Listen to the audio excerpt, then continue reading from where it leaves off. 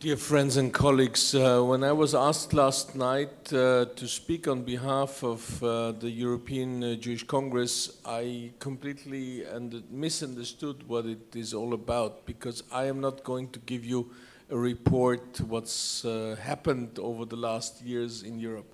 It's just too long and it would not be possible in 6 or 8 minutes.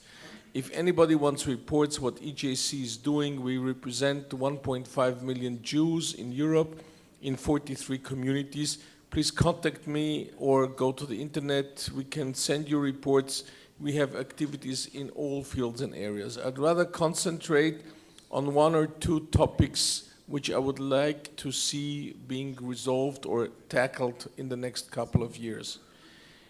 Sitting here for 48 hours and listening to all of us, I don't envy our president and I don't envy our new Secretary General, because each of us considers his problems to be the most important, and I can only pray that you will be able to concentrate on a couple of issues and have them resolved, because we all want our problems resolved.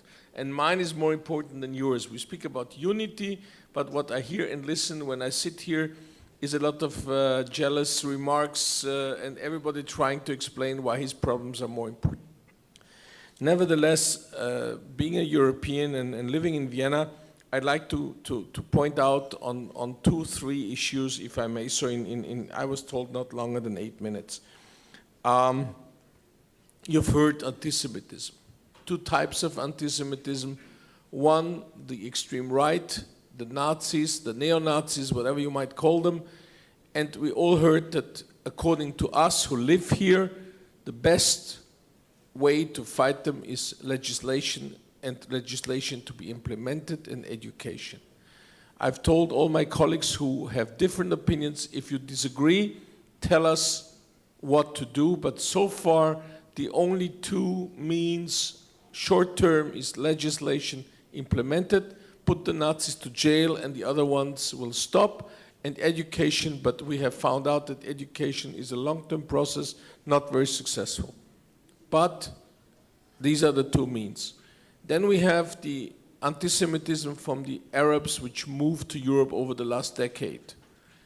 Here we are mainly speaking of Western Europe, France, England, Spain, and it's becoming a tremendous problem. Toulouse, dear friends, is in Europe, Thessaloniki is in Europe, and Budapest is in Europe, and Malmö is in Europe, and we have this type of problem in Europe, which means that at the end of the day, it is our problem, and we need all of your support, especially Ronald, yours. You are half a European in the meantime. I consider you more European than American. So, well, you've been more. You can run for at least the Austrian citizenship, as far as I recall. You've been more time, and you've been enough time in Vienna.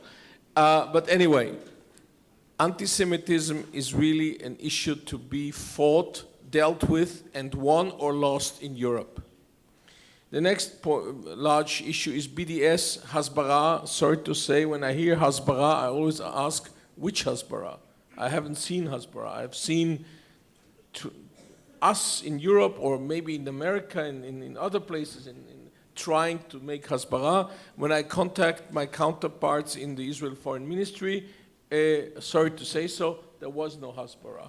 And one of the major problems of European community leaders is that we do not have, or almost have no support in the Israel Foreign Ministry. From time to time, in certain countries, we have good Israeli ambassadors, but Israel and the Israeli Foreign Ministry does not look at Europe. They look at the United States and maybe at Germany, and that's it. If you speak to high echelon representative in the Israeli Foreign Ministry, you have the feeling that they have given up on Europe. It's a terrible mistake. I think that the fight for Israel and against BDS is going to be lost or won in Europe. With all respect to America, with all respect to all the other countries, the major problems today is that you have 43 countries in Europe, and the the rest of the world is looking how these countries go. And right now they're going in the wrong direction. At the vote in the United Nations, it was unfortunately many friends, so-called friends of Israel, if you have such friends, you don't need enemies, turned and went the Palestinian way. So we are losing the fight in Europe. And if we want to change this, we have to fight in Europe. Scandinavia, Spain, Italy, this is Austria, these are the countries which call themselves friends of Israel, and at almost each elections they vote against Israel. And the last point on this part is Iran.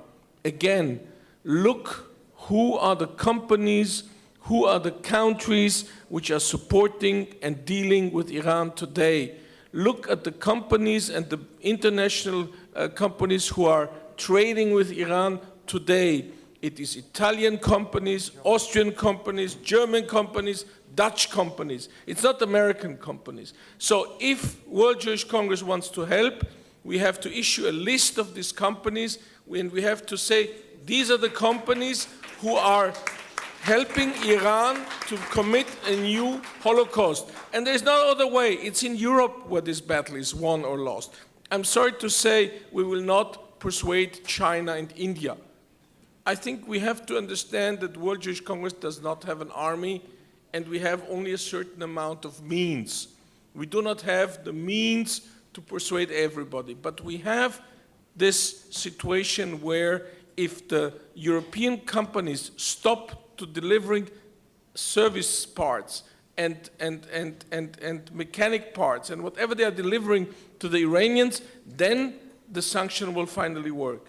The sanctions are constantly broken by European companies and nobody else. And I would like to come very quickly to a last issue, which is a very personal one. Dealing with Iran, we all have to anticipate that something might happen. We don't know what, we don't know when. But if something happens, excuse me for my words, the soft belly, the vulnerable point of the Jewish people are the Jewish communities in the diaspora. Israel can defend themselves. The communities cannot. This is why European Jewish Congress has now initiated an initiative that every Jewish community in Europe must have a crisis management. Crisis management is not security alone. We have been speaking about AMIA and what happened in Buenos Aires. The most terrible lesson we learned from Buenos Aires is the fact how long it took the Argentinian Jewish community to come back to normal. And a functioning crisis management means bring back the community to normal life as quickly as possible. And that is not only if there is a terrorist attack, God forbid. There was a bus with school children who fell into a ravine, Belgian children, not Jewish. The community from where the children came was totally devastated. The question at this point was crisis management. How do you get enough professionals? How do you get enough specialists to help this community to come back to normal? So what we are doing in Europe today is we are trying to build crisis management in every single community and then to have a crisis management in EGC itself. I do not know if this model can work worldwide. I spoke to my Australian colleagues and I heard it already exists in Australia. I don't know if it can be used in the United States, where we do not have central Jewish communities like we have in Europe. But I think that Canada and United States and other Jewish communities must also consider the issue of crisis management. You've seen what happened in Boston. And you've seen how the Boston community, I mean, the whole city was completely put to a standstill.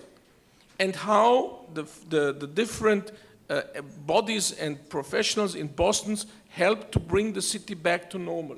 And it worked wonderfully because the United States have such a structure for the whole country. But my question is, where are the Jewish communities worldwide?